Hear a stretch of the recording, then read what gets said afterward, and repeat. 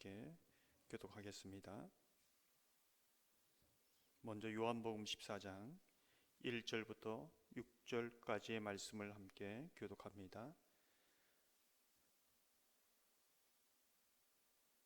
너희는 마음에 근심하지 말라. 하나님을 믿으니 또 나를 믿으라.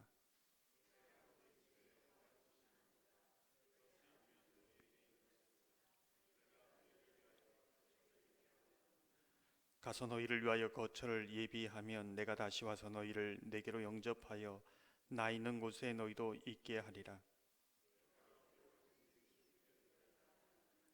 도마가 이르되 주여 주께서 어디로 가시는지 우리가 알지 못하거늘 그 길을 어찌 알겠사옵나이까. 예수께서 이르시되 내가 곧 길이요 진리요 생명이니 나로 말미암지 않고는 아버지께로 올 자가 없느니라. 아멘. 요한일서 2장 12절 말씀입니다. 화면에 뜨니까 바로 읽습니다. 자녀들아, 내가 너희에게 쓰는 것은 너희 죄가 그의 이름으로 말미암아 사함을 받았으며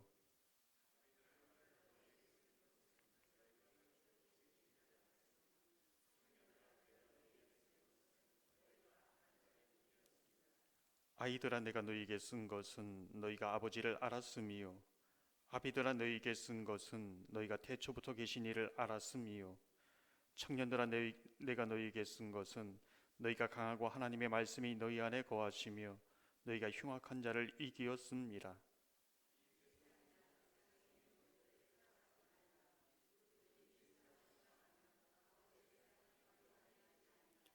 이는 세상에 있는 모든 것이 육신의 정욕과 악목의 정욕과 이생의 자랑이니 다 아버지께로부터 온 것이 아니요 세상으로부터 온 것이라. 이 세상도 그 정욕도 지나가되 오직 하나님의 뜻을 행하는 자는 영원히 거하느니라. 아멘. 오늘은 이제 철로 역정 네 번째 시간입니다. 책 잘 읽고 계시지요? 김연태 목사님 잘 읽고 계시지요? 계세요? 예, 우리 김연태 목사님 또 책 읽는 거 좋아하시지요? 예. 갑자기 이름을 부르니까 당황하십니다. 첫 번째 시간 천국을 향한 순례의 여정은 어떻게 시작되는가? 하나님의 말씀을 읽으면서 말씀을 통해 나에게 영적인 자각이 일어나고 회심이 일어나고 예수님을 만나는 사건이 이제 일어나는 거죠. 하나님의 말씀이 내게 주시는 그 주의 음성으로 들리는 것입니다. 어떤 나에게 있어서 좋은 말씀, 귀에 듣기 좋은 말씀이 아니라 내 인생 전체를 재조정하고 바꾸는, 내 인생 전체를 변화시키는 말씀으로 역사하는 겁니다. 누구에게나 이러한 사건은 한 번 있습니다. 그러면서 신앙생활을 시작하죠. 근데 이 부분은 계속적으로 반복적으로 일어납니다. 여러분들이 자동차를 타고 가다가 늘 길을 바로 가지 못합니다. 때로는 길을 잘못 들 때도 있고 그렇지만 내비게이션을 보면서 계속적으로 길을 조정하는 것처럼 이제 하나님의 음성을 듣고 하나님을 인격적으로 만난 사람은 지속적으로 내 삶에 그것이 반복적으로 일어난다는 거죠.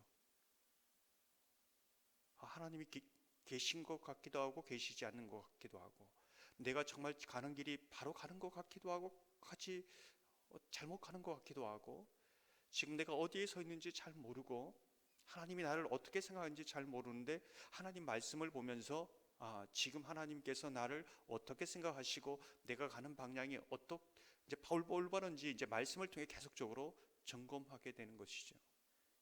그래서 그런 부분을 최초에 인생에 한 번밖에 없는 영적 그런 회심이라고 보면 우리의 삶 속에 그러한 영적인 자강, 다른 말로 하면 영적인 반응, 민감도가 늘 바로 서 있으면은 그 말씀에 계속적으로 반응하면서 이제 순례길을 가게 되는 겁니다.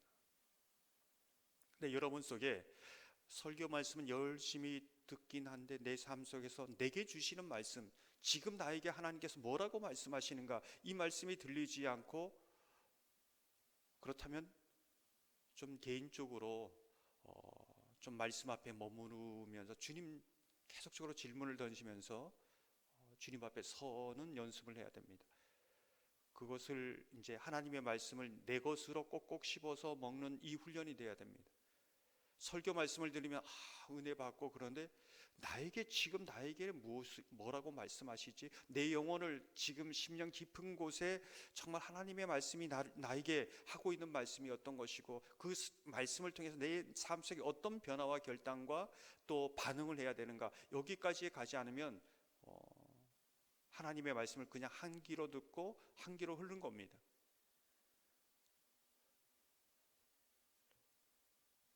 이제 예배 드리는 분은, 수요 예배, 금요 예배 드리는 분들은 그래도 말씀 앞에 서는 시간을 가지고 이제 그 시간을 이제 가지게 되는데, 세상 열심히 따라가 주일날 한 번 오신 분들은 이 훈련이 안 됩니다.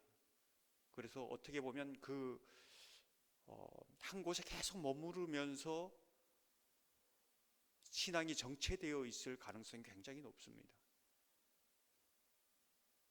그래서 계속적으로 성경을 읽으면서 그 말씀을 통해 하나님을 개인적으로 만나는 그런, 하나님이 지금 이 말씀은 나에게 주시는 말씀이구나, 그런 말씀이 어떤 때는 더 생생하게 다가올 때, 그런 것이 반복되어질수록 정말 그 삶이 주님과 동행하는 삶이요, 사람에 의해서 내가 막 움직이는 신앙이 아니요, 환경에 의해서 막 흔들리는 신앙이 아니요, 주의 말씀을 따라 어려울 때 그 시간, 그 장소, 하나님을 만나는 그 음성을 듣는 그 법이 알기 때문에 계속적으로 걸어갈 수 있는 겁니다.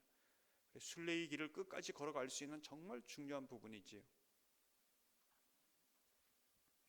크리스천이 순례의 길을 걸어가면서 만난 사람, 고집쟁이, 변덕쟁이, 세속현자, 이런 사람은 인생에 한 번 만나는 것이 아닙니다. 한 번 만나는 것이 아니라 계속적으로 또 우리 삶 속에 만나는 사람이라는 것을 여러분이 기억해야 합니다. 고집쟁이가 어떤 사람입니까? 세상의 미련을 떨치지 못해서 다시 세상으로 돌아간 사람이지요. 어쩌면 여러분 속에 그러한 결단이 있었지만, 또 지금 어떻게 보면 순례의 길 반 이상을 걸어왔는데 이 고집쟁이를 또 만날 수 있다는 겁니다. 대마 같은 사람이 그렇지요.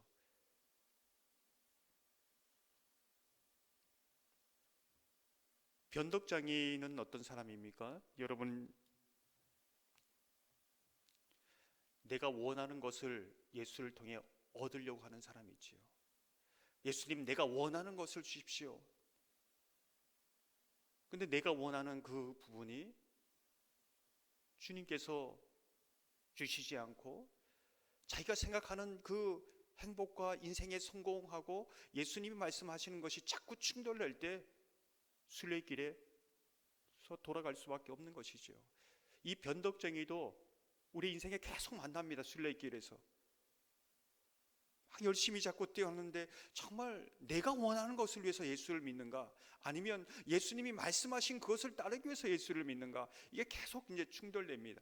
신앙생활을 몇십 년을 했는데도 하나님의 진리의 말씀이 그 10년 가운데 제대로 이제 진단이 안 돼서 내 원하는 것을 얻기 위해서 계속적으로 예수를 따라가는 그런 사람들이 있습니다. 그래서 계속 이 부분을 이제 점검하는 거죠. 크리스천이 순례의 길에서 만난 사람이 세속현자입니다. 세속현자라는 것은 지금 세상이 굉장히 빠르게 과학화되고 있고 혁명이 일어나고 있습니다. 어떤 전문가의 말을 들으면 마치 진리처럼 이제 들리는 시기이지요. 사상과 신념, 수많은 그 유튜브를 통해서 지식을 접합니다. 어떤 데는 그것이 하나님의 말씀 위에서 진리처럼 들리는 거죠. 운동 잘하면 이게 인생에 정말 살기 좋고 행복하고, 어떻게 보면 그것이 성경 말씀 위에 있을 수도 있습니다.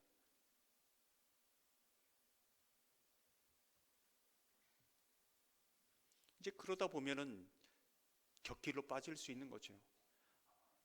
교회는 다니고 하나님 말씀은 듣는데 세상 사람들이, 전문가가 말하는 탁월한 그 분야에 경험이 많은 사람이 말하는 것이 더 진리처럼 이제 보여서 하나님 말씀을 밀려나는 겁니다.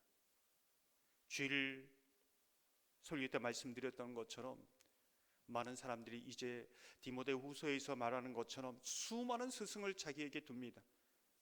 내 눈에 보기에 좋은 것, 내 귀에 듣기에 좋은 것, 내 마음에 흡족한 것, 그것을 진리로 삼고 나아가는 것이지요.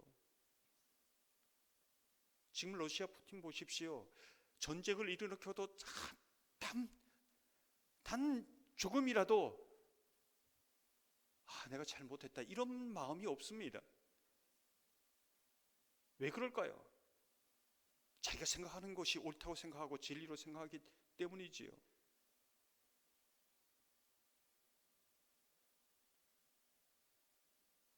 나치의 유대인 대학살의 사건, 자기가 옳다고 생각하니까, 그것을 진리로 삼으니까 이런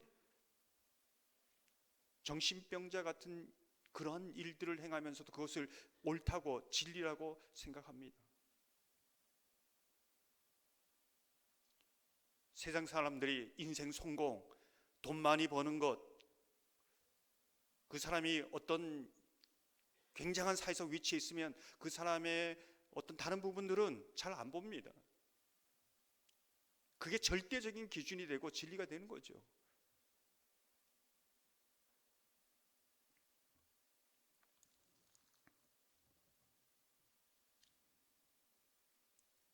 그런 시대에 살고 있습니다. 정말 진리에 바로 서 있지 않으면 나도 모르게 어떤 전문가의 말이 진리로 내 삶에 자리 잡고 움직이는 것입니다.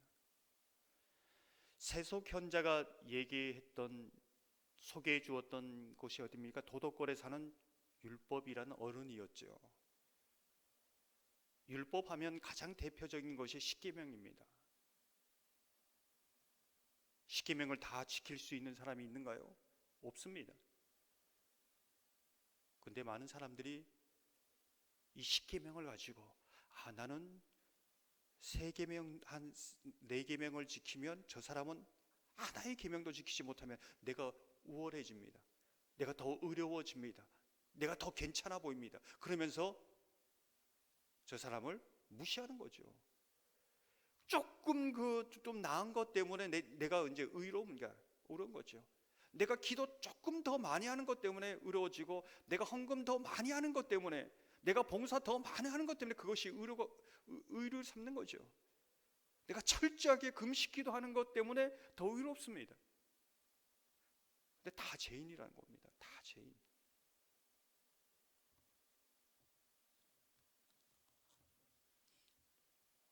그래서 많은 사람들이 조금 더 하나님의 전적인 은혜 가운데 응답하는 사람이라 조금이라도 더 하나님 앞에 잘 보이려고, 더 사랑받으려고 이렇게 노력하는데 그게 고된 거죠. 높은 위험한 절벽을 올라가는 것처럼 그런 거죠. 결국은 산산조각 나는 겁니다.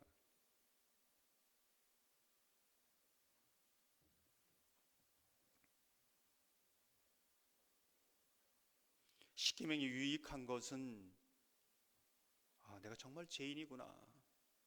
겉으로는 좀 괜찮게 보여도 마음속에 수많은 죄악들이 올라오지 않습니까? 난 죄인일 수밖에 없구나. 이제 성령께서 은혜 주시고 성령께서 주의 마음을 부어 주심으로 이 율법을 하나씩 이루어 갈 수 있는 능력을 주시기에 감사한 거죠. 그래서 율법은 유익한 겁니다. 근데 그것을 자기 의로 삼으려면 안 되는 거죠. 지난 시간 다루지 않고 넘어갔던 부분들이 있습니다.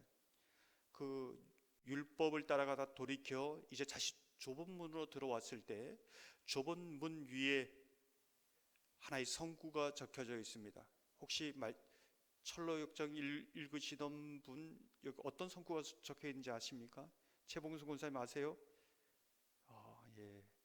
여기 자꾸 이렇게 물어보면 이게 당황돼서 이제 앞에 안 앉을 겁니다. 마태복음 7장 7절 말씀이 이제 적혀 있습니다. 구하라 그리하면 너희에게 주실 것이요 찾으라 그리하면 찾아낼 것이요 문을 두드리라 그리하면 너희에게 열릴 것이니.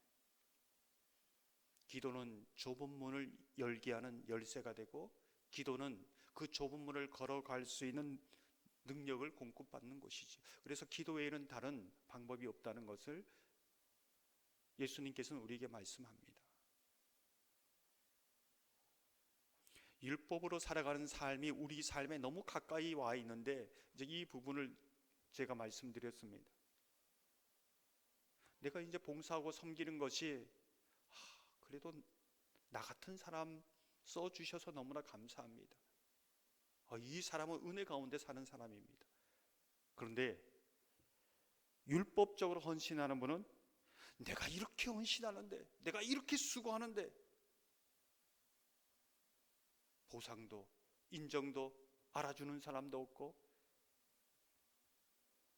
섭섭한 겁니다. 이건 율법적인 헌신이에요. 하나님 앞에서도 사람들 앞에서도 나에게도 은혜가 안 됩니다. 봉사하면 할수록 하나님과 멀어지는 사람이지요.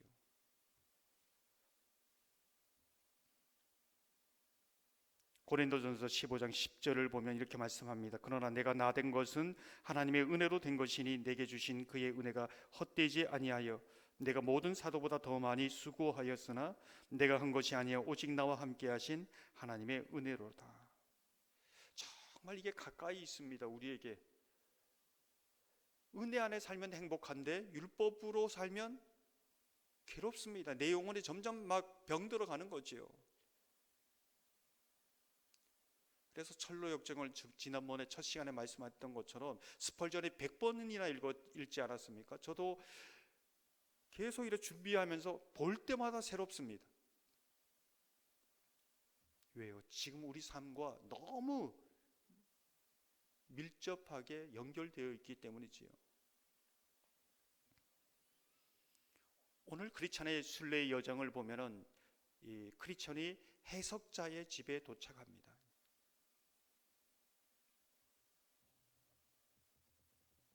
크리스천이 왜 해석자의 집에 오게 되었는지 이렇게 책에서는 말하고 있습니다. 그냥 말씀드리는 것은 아닌데 정말 책 사서 읽으시나요? 읽으시는 분 다시 한번. 예. 이런 열정으로 따라오시겠습니까? 제가 사드릴까요? 예. 읽으셔야 됩니다. 읽으시면서 따라와야 돼요. 예. 출판사까지 말씀을 드렸는데 포이에마, 예, 쉽게 읽으시면서 따라와야 더 이렇게 이제 이해가 쉽습니다.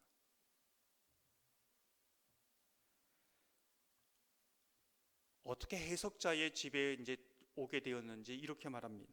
어르신, 저는 멸망의 도시에서 시온산으로 가는 중입니다. 좁은 문 곁에 서 있던 분이 길을 가르쳐 주면서 이 댁에 들르라고 했습니다. 주인 어른이 앞으로 여행을 계속하는데 도움이 될 엄청난 사실을 알려줄 거라면서요. 크리스천이 해석자의 집에 오게 된 경위에 대해서 말해주고 있습니다. 이 순례의 길을 걸어가는데 정말 이 순례를 어떻게 걸어야 될 것인가에 대한 엄청난 사실을 알려줄 것이다. 진짜 해석자의 집에 보면은 엄청난 사실을 알려줍니다. 오늘 해석자의 집에서 모든 이제 7가지 부분을 다 다루지 못하지만 좀 몇 가지를 다루면서 함께 생각해 보고자 합니다. 해석자는 크리스천을 데리고 비밀스러운 한 방으로 이제 데리고 갑니다. 그 방에는 사진이 아니죠. 그림 하나가 걸려 있습니다. 혹시 나올까요? 이 화면에 그림 하나 나오나요? 예, 없답니다. 그 그림이 어떤 글이냐면 예수 그리스도의 목자 되신 예수 그리스도의 어떤 모습을 보여주고 있습니다. 이 그림을 이렇게 묘사합니다. 두 눈은 하늘을 우러러보고 그의 손에는 최고의 책을 들고 있으며 입술에는 진리의 법이 새겨져 있었고 그의 등에는 온 세상의 짐을 짊어지고 있었다. 머리에는 황금 면류관이 있었고 마치 사람들에게 무언가를 호소하듯이 서 있었다. 예수 그리스도의 모습입니다. 이 그림에 대해서 크리스천에게 해석자는 이렇게 말합니다. 가장 먼저 이 그림을 보여주는 건 이분이야말로 주께서 인정한 당신의 인도자이며 자네가 가려는 곳에서 만나는 모든 어려움을 도와주실 분이네. 이 그림을 마음에 깊이 새겨두게. 그래야 그림 속 인물과 전혀 닮지 않은 누군가가 나타나서 바른 길로 인도해 주겠다고 사탕발림을 하더라도 속절없이 따라가서 파멸의 문턱을 넘나들지 않을 게 아닌가. 무슨 뜻일까요? 순례길의 가장 핵심이 지금 예수 그리스도를 정말로 길로, 진리로, 생명으로 그렇게 믿고 따라가는가? 예수 그리스도만이 하나님께 보내신 유일한 구원자인가? 이것을 분명히 알고 이 순례길을 가야 된다는 거죠. 예수님과 비슷한데 이상한 사람들이 많이 나타난다는 겁니다. 그래서 성경이 말하는 예수 그리스도는 어떤 분인지 분명히 마음에 새기고 따라가라는 얘기입니다. 오늘 본문이죠. 요한복음 14장 6절을 보면 예수께서 이르시되 내가 곧 길이요 진리요 생명이니 나로 말미암지 않고는 아버지께로 올 자가 없느니라.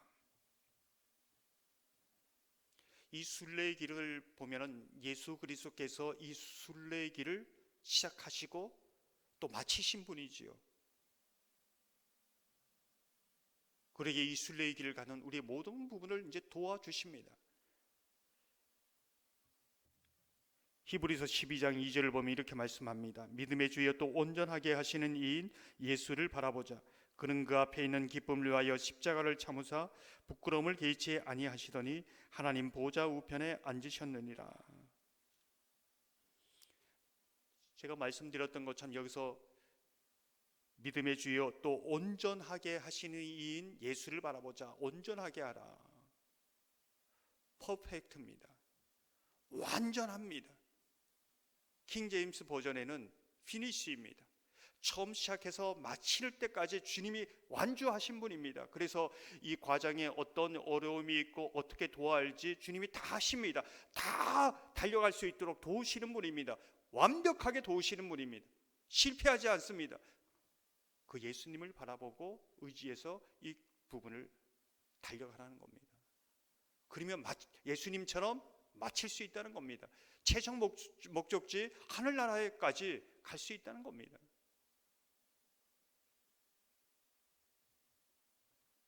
사랑하는 성도 여러분, 해석자가 크리스천에게 보여준 순례의 유일한 안내자 예수 그리스도입니다. 이 부분을 보면서 저는 질문을 던집니다. 예수 그리스도에 대해서 여러분이 얼마나 아십니까? 성경 말씀을 통해서 계속적으로 알아가야 합니다. 예수님에 대해서 말씀하시는 부분도 알아가야 되지만 예수님이 그 말씀을 통해서 나에 대해서 말씀하는 것, 내가 누구인지도 알아가야 합니다. 이게 함께 알아가야 됩니다. 이게 예수 그리스도를 아는 겁니다. 다시 한번 말씀드립니다. 예수 그리스도를 말씀을 통해 알아가야 되지만 예수님이 나에게 말씀하시는 그 부분, 내가 누구인지 예수님이 말씀하시는 부분도 알아가야 합니다. 세상에 하나밖에 없는 내가 주님 안에서 어떤 사람인지, 얼마나 사랑하는지, 모든 인생이 다르지 않습니까? 체질이 다릅니다.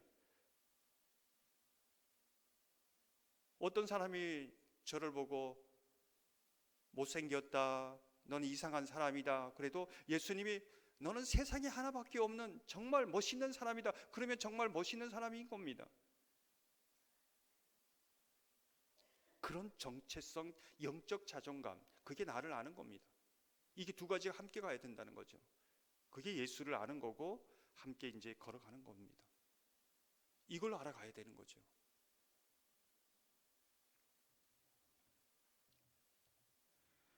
해석자가 이번엔 크리스천을 데리고 넓은 거실로 데려갔습니다. 그 거실에 가보니 이제까지 한 번도 청소해 본 적이 없는 그러한 거실입니다. 아주 먼지가 그득하게 쌓여 있습니다.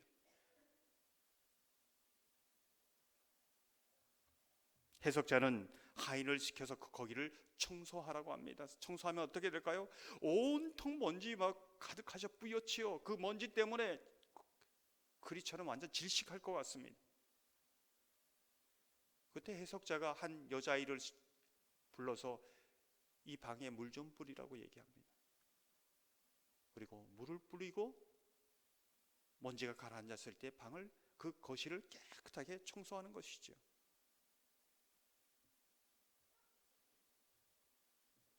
크리스천은 해석자에게 이 상황이 무엇을 의미하는지 알려달라고 합니다. 그때 해석자는 이 광경, 이 상황이 어떤 부분인지 순례길을 가면서 이 부분을 어떻게 이해해야 하는지를 이렇게 말합니다. 거실은 은혜로운 복음으로 성결해진 적이 단 한 번도 없는 마음을 가리킵니다. 먼지는 인간을 총체적으로 더럽히는 원죄와 내면의 타락을 말하지요. 비지를 처음 시작한 하인은 율법입니다. 물을 가져다가 뿌린 여자아이는 복음이지요. 율법은 마음에서 죄를 말끔하게 씻어내기는커녕 오히려 되살리고 키우고 힘을 더하게 만든다는 사실을 이것을 통해 알 수 있지요. 율법이 죄를 샅샅이 드러내고 하지 말아야 할 일을 가르쳐 주는 건 분명하지만 완전히 정복하고 굴복시킬 힘은 전혀 없습니다. 여자아이가 물을 뿌리고 나서 치우니까 방이 말끔해지는 것을 보았지요. 복음의 향기롭고 소중한 능력이 마음에 들어와 어떻게 역사하는지 가르쳐주는 장면입니다. 어떻게 해야 죄를 격파하고 굴복시키며 믿음으로 마음을 정결하게 해서 마침내 영광의 왕이 머무르시기에 합당한 심령을 가질 수 있는지 잘 보여주지요. 순례길을 가면서 예수님을 바라보면서 따라가는데 이 마음이 전쟁터입니다. 왜 전쟁터일까요? 내 안에 육신을 입고 있는 그 제 내면의 원죄와 또 육신을 입고 있으면서 수많은 죄들이 먼지처럼 내 영혼을 질식시킵니다. 너무 힘든 거지요. 순례길을 포기하게 만듭니다. 근데 그 복음의 은혜가 내 마음을 평화롭게 하고 깨끗하게 정결하게 하고 예수님을 모시게 하고 죄를 이기게 하고, 그러므로 내 마음의 평온을 얻어서 내 마음이 생기를 얻어서 순례길을 갈 수 있다는 겁니다. 이 상황을 보면서 혹시 내 마음의 방은 율법의 먼지로 탁해져서 뭔가 내가 정말 하나님의 바르게 살려고 하면 먼지가 막 일어가지고 내가 질식당하고 막 절망하고 그러진 않는가? 정말 복음의 물을 뿌려서 내 마음을 정결하게 그렇게 하고 있는가? 이것을 보여주는 거죠.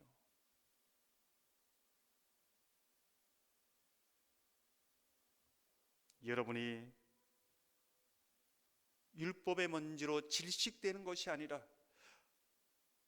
복음의 물로 정결하게 깨끗하게 여러분의 마음이 청소되고 예수 그리스도를 모실 수 있는 그러한 은혜가 있기를 주님의 이름으로 축원합니다. 이번엔 해석자가 크리스천을 데리고 작은 방으로 데려갑니다. 근데 작은 방에 들어가 보니 두 아이가 의자에 앉아 있습니다. 아주 고전적인 그림인데요. 한 아이의 이름은 나이가 좀 많아 보이는 정력이라는 이름의 아이입니다. 아이가 아니고 좀 아저씨 같지요. 예. 또 옆에 있는 다소 어리게 보이는 그 아이의 이름은 인내라는 아이입니다. 자세히 보니 정력이란 아이가 불만을 가지고 있는 것 같습니다. 그래서 그 이유에 대해서 해석자에게 묻습니다. 그는 이렇게 대답하지요. 주님께서 내년까지 기다리면 최고의 것들을 주겠다고 했는데 정력이라는 아이는 당장 달라고 떼를 쓰고 인내는 힘들지만 기다리고 있는 모습이지요.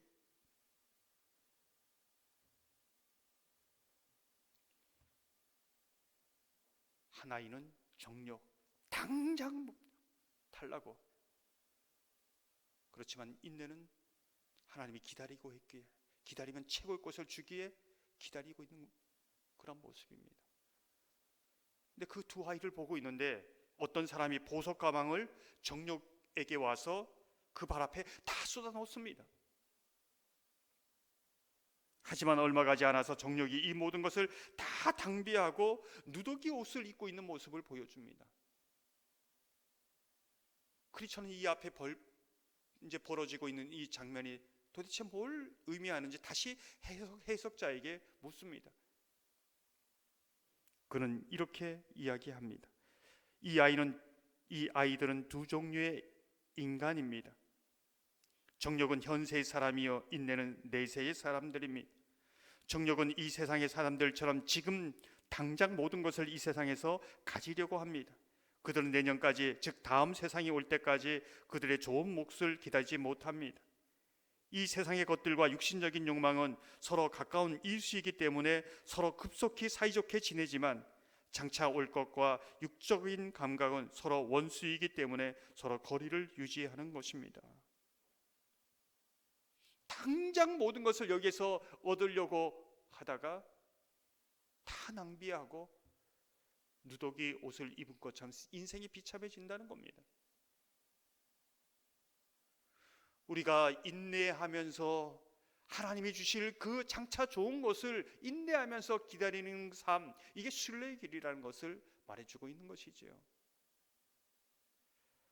로마서 8장 18절을 보면 이렇게 말씀합니다. 생각하건대 현재의 고난 장차 우리에게 나타날 영광과 비교할 수 없도다. 요한일서 2장 17절 말씀입니다. 이 세상도 그 정욕도 지나가되 오직 하나님의 뜻을 행하는 자는 영원히 거하느니라. 정욕 앞에 그 보석 화려한 것 같지요. 다 금방 지나갑니다. 그렇지만 인내하고 하나님의 뜻을 믿음으로 살아가는 자는 영원한 것이죠. 정말 좋은 것을 좋은 것을 받기를 원하십니까? 인내하며 기다리며 하나님을 기대하며 여호와를 기뻐하는 저와 여러분 되기를 주님의 이름으로 축원합니다. 해석자는 또 크리스천에게 다른 방으로 안내하는데 그곳에는 벽난로가 있습니다. 불이 활활 타오릅니다.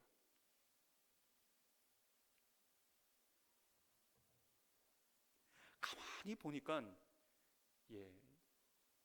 지금 저 부분이 제가 그 필그림 하우스에 이제 가면은 순례길인데 거기에 이제 상인 것 같습니다. 불이 활활 벽난로에 타고 있는데 누가 막 물을 붓고 있는 겁니다. 그 불을 꺼트리려고. 크리스찬은 물을 막 붓고 있는데 불이 활활 타오는 겁니다. 도대체 이 장면은 무엇인가? 해석자에게 다시 묻습니다. 그는 이렇게 말하지요. 불길은 마음속에서 하나님이 이루시는 은혜의 역사입니다. 불을 끄려고 난로에 물을 퍼붓고 있는 이는 사탄입니다. 하지만 보시다시피 마귀가 제 아무리 해방을 놓아도 불길은 점점 더 맹렬하고 뜨겁게 피오르고 있습니다. 근데 크리스천은 이해가 되지 않는 겁니다. 지금 물을 막 퍼붓고 있는데 왜 불은 더 활활 타오르는 것이죠? 어떻게 이게 가능한 겁니까? 하고 묻습니다. 그때 해석자가 그 다른 벽면을 이제 보여주는 거죠. 그곳에 한 남자가 기름통을 가지고 거기에서는 기름을 붓고 있는 겁니다. 불이 활활 타오르는 이유가 여기는 물을 붓고 있어도 한쪽에서는 기름을 붓고 있기 때문에 불이 더 활활 타오르는 수밖에 없는 거죠. 도대체 이 장면은 어떤 장면입니까? 해석자에게 묻지요. 그때 해석자가 이렇게 이야기합니다. 이분은 그리스도실 안에 쉴 새 없이 은혜의 기름을 부어가며 마음속에서 이미 시작된 일이 사그라지지 않게 지키시는 걸세. 이렇게 말하죠. 마귀는 우리의 은혜의 불을, 믿음의 불을, 사랑의 불을 꺼트려고 끊임없이 물을 끼웠는데, 주님은 그 어떤 마귀의 방해 꺼트리는 것보다 더 우리에게 성령의 기름을 부어서 그 우리 마음속에 주님을 향한 그 믿음의 불, 사랑의 불이 꺼지지 않도록 계속적으로 우리에게 은혜를 공급하시는 것이죠. 그것 때문에 우리는 꺼지지 않는 그런 심지를 가지고 그 믿음의 불꽃을 태울 수 있는 것입니다. 고린도후서 12장 9절을 보면 이렇게 말씀합니다. 나에게 이르기를 내 은혜가 내게 족하도다. 이는 내 능력이 약한 데서 온전하여 짐이라 하신지라. 그러므로 도리어 크게 기뻐함으로 나의 여러 약한 것들에 대하여 자랑하리니 이는 그리스도의 능력이 내게 머물게 하려 함이라. 철로역주의 보면 이 말씀이 이제 이 장면에 적혀 있습니다. 여러분은 은혜의 불이 타오르고 있습니까? 끊임없이 지금도 사탄이 여러분의 그 믿음의 불을 꺼트리려고 안간힘을 쓰며, 여러분 자도 사탄은 졸지 않습니다. 하나님도 졸지 않지만 사탄도 졸지 않습니다. 하나님이 끊임없이 여러분에게 은혜를 부어 여기까지 이르고 내가 그래도 이렇게 믿음으로 주님을 바라볼 수 있다는 것을 늘 감사하시길 바랍니다. 주님이 그렇게 열심으로 우리를 향하여 성령의 기름을 붓고 있다면 우리는 또한 주님의 은혜에 응답하면서 열심으로 기도와 말씀으로 주님을 가까이 하며 은혜를 사모해야 되지 않는가, 이 부분을 말씀해 주고 있는 것이지요. 히브리서 4장 16절을 보면 이렇게 말씀합니다. 그러므로 우리는 긍휼하심을 받고 때를 따라 돕는 은혜를 얻기 위하여 은혜의 보좌 앞에 담대히 나아갈 것이니라. 사랑하는 성도 여러분, 순례길을 가는데 오늘 해석자의 집에서 참 우리가 정말 따라야 할 예수 그리스도의 모습을 보여주셨습니다. 성경 속에 예수 그리스도 내 마음에 바로 새겨지지 않으면 다른 어떤 것을 예수로 삼고 다른 어떤 것을 주인으로서 인생의 주인으로 삼고 살아갈 수 있다는 겁니다. 항상 예수님이 내 마음속에 인생의 주인으로 모시고 예수를 따라가라는 것을 말해주고 있습니다. 이걸 잃어버리면 모든 것을 잃어버립니다. 해석자가 보여준 것처럼 정욕과 인내의 두 아이를 보면서 하나님께서 보이지 않는 그 하나님의 주시는 영광, 가장 좋은 것, 그것을 소망하며 오늘도 인내하며 기다림으로 하나님을 기대하는, 당장 어떤 무언가를 얻지 못해서 낙심하는 인생이 아니라 하나님이 가장 좋은 것, 늦게 주실수록 더 좋은 것, 그 믿음으로 나아가는 저와 여러분 되기를 소망합니다. 먼지로 가득 찬 방에 물을 뿌리는 것을 우리가 보았습니다. 정말 신앙생활은 예수님 때문에 행복한 거죠. 눈물을 흘리지만은 세상에 누릴 수 없는 기쁨이 있어서 너무 기쁜 겁니다. 환희입니다. 세상에 그래서 많이 좀 그 기쁨으로 살아가기를 소망합니다. 복음의 사람은 기쁨의 사람입니다. 복음의 사람은 은혜의 사람입니다.